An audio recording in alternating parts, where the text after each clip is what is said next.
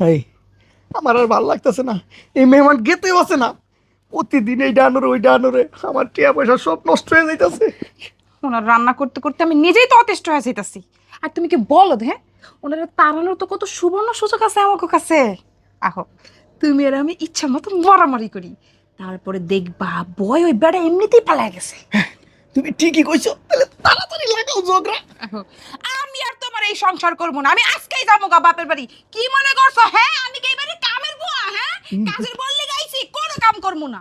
না না শোনা, তুমি এমন করো না, পাশে আমাকে মেহমান আছে, এরকম ঝগড়া করে না, এটা শুনলে পরে মনে কষ্ট পাইবো। তুমি আর 2-3 রান্না করো, বউ করো।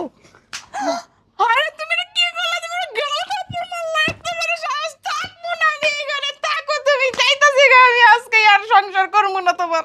না না বউ যাইও না, যেমনি হোক আমি এর একটা ব্যবস্থা করতেছি, তুমি যাইও না, যাইও না, থাকো বউ, ও বউ যাইও না, আমি বাইরে আইছিলাম তো এখানে বেড়াইতে, আমারও কোথাও এরকম যাওয়ার জায়গা নাই তোমাকে।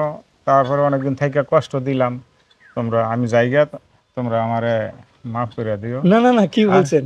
আর ঝগড়া বিবাদ করো না, হ্যাঁ? আচ্ছা ঠিক আছে, এটা তোমাদের ঝগড়া বিবাদ করার বয়স না। আচ্ছা তো তো দেখে শোনা যায় না। যাই। আচ্ছা আচ্ছা যান। শেষ পর্যন্ত ঝগড়া করে আমাকে সাকসেস হইলো। আইরে মেহমান তাড়ানোর টেকনিক। টেকনিক দেখছো? চলো তুমি বলে মিছা মিছা মারছো, আর আমি মিছা মিছা কানছি। যাই, ঝামেলা বিদেছে, চলো এবার করে। চলো।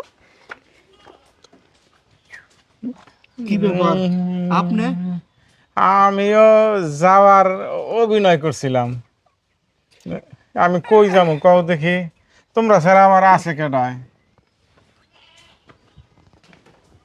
সব তোমার লিগা, বেশরম একটা আত্মীয় স্বজনের সাথে সম্পর্ক।